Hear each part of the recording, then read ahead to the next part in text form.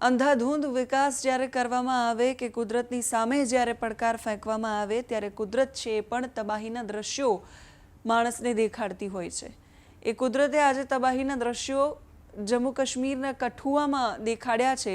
આજે કઠુઆ જિલ્લામાં સરહદને અડીને આવેલા વિસ્તારમાં 3 જગ્યાઓ પર વાદળ ફાટવાની ઘટના બની। હિમાચલમાં પણ ઘણા સમયથી આ પ્રકારની ઘટનાઓ મંડી સહિતના વિસ્તારોમાં બની રહી છે। શું છે આખી આ ઘટના એના વિશે વાત કરીશું। વાદળ કેમ ફાટે છે એના વિશે પણ વાત કરીશું અને વાદળ ફાટવું એટલે શું એના વિશે પણ વાત કરીશું। નમસ્કાર, આપની સાથે હું સેજલ।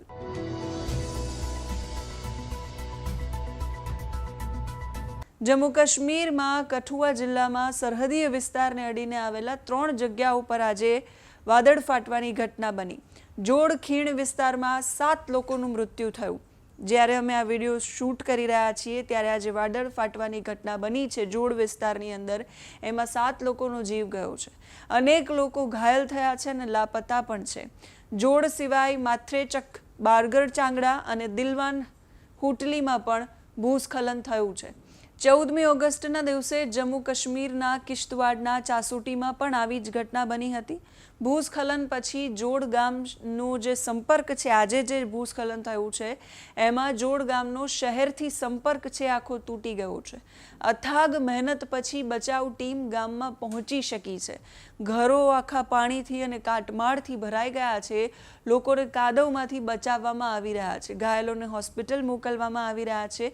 3 દિવસ પહેલા એટલે કે 14મી ઓગસ્ટે પણ આ જ પ્રકારની ઘટના બની હતી જ્યાં કિશ્તવાડના ચાસોટી ગામમાં વાદળ ફાટ્યું હતું અને એ ઘટનામાં હજુ સુધી એ ઘટનામાંથી કળ નથી વળી, કેમ કે કાટમાળ નીચેથી એ ઘટનાને લઈને એ ઘટનાનો જે વિસ્તાર છે ત્યાંના કાટમાળમાંથી હજુ એ મૃતદેહો મળી રહ્યા છે। 65 કરતાં વધારે લોકોના મૃત્યુની પુષ્ટિ તો થઈ ચૂકી છે। 200 કરતાં વધારે લોકો હજુ પણ કિશ્તવાડની જે ઘટના બની એમાં ગુમ છે। એમને શોધવા માટેની બચાવની કામગીરી ચાલુ છે અને આ જ સમયે આજે જમ્મુ કાશ્મીરના કઠુઆમાં 3 જગ્યાએ ફરી પાછી એ જ પ્રકારની ઘટના બની। હવામાન વિભાગે પણ 17 તારીખથી લઈ એટલે કે આજથી લઈ અને 19 ઓગસ્ટ સુધી જમ્મુ અને કાશ્મીરમાં ભારે વરસાદની આગાહી કરી છે। જમ્મુ, રિયાસી, ઉધમપુર, રાજૌરી, પૂંછ, સાંબા, કઠુઆ, ડોડા, કિશ્તવાડ, રામબન અને કાશ્મીરના કેટલાક ભાગોમાં વાદળ ફાટવાની અને ભૂસ્ખલનની ચેતવણી પણ આપવામાં આવી છે। જમ્મુ અને કાશ્મીરમાં સતત વરસાદને કારણે ઉધમપુરથી પઠાણકોટ સુધીની ટ્રેન સેવા પણ બંધ કરી દેવામાં આવી છે। અધિકારીઓના કહેવા પ્રમાણે છેલ્લા 10 કલાકથી સતત વરસાદ છે વરસી રહ્યો છે, જેના કારણે રેલવે ટ્રેક છે સુરક્ષિત નથી અને એના કારણે ઘણી બધી જગ્યાઓ પર ટ્રેક પર પણ ભૂસ્ખલન થયું છે અને એટલે એ ટ્રેક છે બંધ કરવામાં આવ્યો છે। તમે છેલ્લા ઘણા સમયથી સમાચારોને જો સતત જોતા હોય તો તમને સમાચારોમાં કે સોશિયલ મીડિયામાં એ દ્રશ્યો આવશે કે હિમાચલમાં આ જગ્યાએ ભૂસ્ખલન થયું, આ જગ્યાએ વાદળ ફાટ્યું, જમ્મુ કાશ્મીરમાં આ જગ્યાએ વાદળ ફાટ્યું। તો ભારતમાં હમણાં હિમાચલ ક્ષેત્રના વિસ્તારોમાં જમ્મુ કાશ્મીરમાં વાદળ ફાટવાની ઘટનાઓ વધી ગઈ છે। છેલ્લા 1 દાયકામાં વાદળ ફાટવાની ઘટનાઓમાં ગંભીર રીતે વધારો થયો છે। વાદળ ફાટવાના કારણે ગણતરીની મિનિટોમાં જ અતિ ભારે પૂર આવી જાય અને એના કારણે ભૂસ્ખલન થાય અને ચારેય બાજુ તબાહી થઈ જાય। છેલ્લા 9 વર્ષમાં દેશમાં વાદળ ફાટવાની 8 ગંભીર ઘટના બની, એમાં કેટલો બધો વિનાશ થયો અને જોવા જઈએ તો છેલ્લા 46 વર્ષમાં વાદળ ફાટવાની માત્ર 30 ઘટના બની છે। આ જે ઘટનાક્રમ છે બહુ ચોંકાવનારો છે। આ દસકામાં વાદળ ફાટવાની ઘટનામાં થયેલો વધારો છે આપણને વિચાર તો કરી મૂકી એવો છે।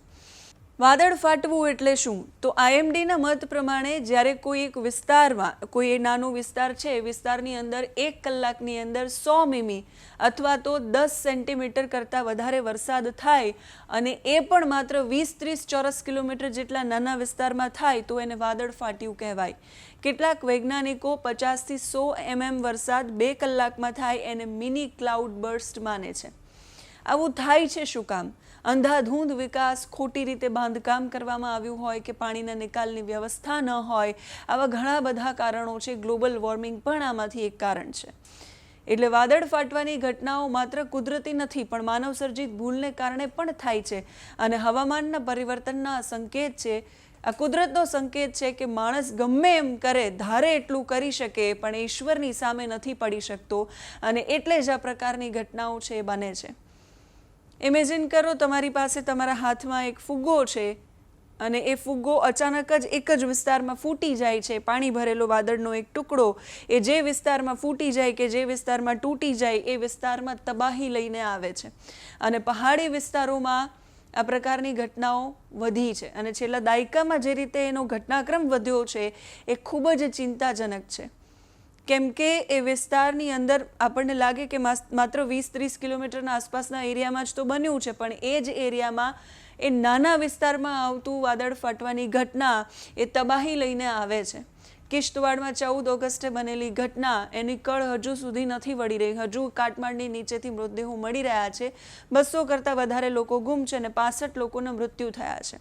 એટલે આપણે ગમે એટલું ધારીએ કે આપણે જેમ ફાવે એમ કરીશું અને જેમ ઈચ્છીએ એ પ્રમાણેનો વિકાસ આપણે કરી શકીએ છીએ, આપણે આભને આંબી શકીએ છીએ, પણ ઈશ્વરની સામે નથી પડી શકતા.